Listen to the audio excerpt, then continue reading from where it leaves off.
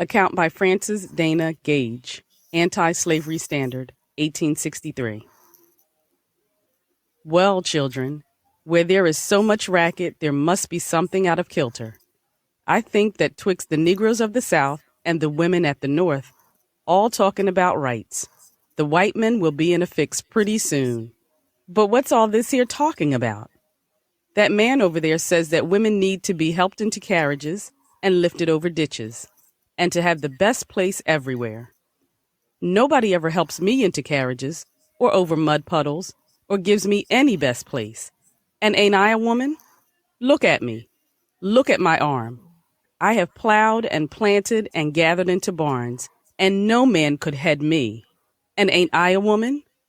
I could work as much and eat as much as a man, when I could get it, and bear the lash as well. And ain't I a woman?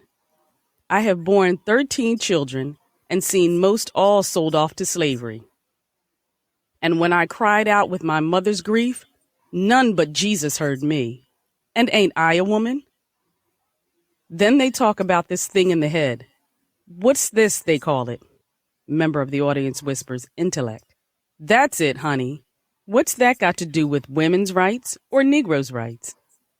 If my cup won't hold but a pint and yours holds a quart, wouldn't you be mean not to let me have my little half measure full? Then that little man in black there, he says women can't have as much rights as men, 'cause Christ wasn't a woman. Where did your Christ come from?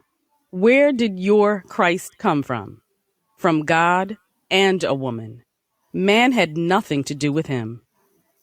If the first woman God ever made was strong enough to turn the world upside down all alone, these women together ought to be able to turn it back and get it right side up again. And now they is asking to do it. The men better let them. Obliged to you for hearing me, and now old Sojourner ain't got nothing more to say. Account by Marius Robinson, Anti-Slavery Bugle, 1851. I want to say a few words about this matter. I am for a woman's rights. I have as much muscle as any man and can do as much work as any man. I have plowed and reaped and husked and chopped and mowed. And can any man do more than that? I have heard much about the sexes being equal. I can carry as much as any man and can eat as much too, if I can get it. I am as strong as any man that is now. As for intellect, all I can say is, if a woman have a pint and a man a quart, why can't she have her little pint full? You need not be afraid to give us our rights for fear we will take too much, for we can't take more than our pint'll hold. The poor men seems to be all in confusion and don't know what to do. Why, children, if you have women's rights, give it to her and you will feel better. You will have your own rights and they won't be so much trouble. I can't read, but I can hear.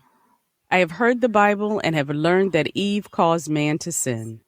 Well, if woman upset the world, do give her a chance to set it right side up again. The lady has spoken about Jesus, how he never spurned woman from him, and she was right. When Lazarus died, Mary and Martha came to him with faith and love and besought him to raise their brother.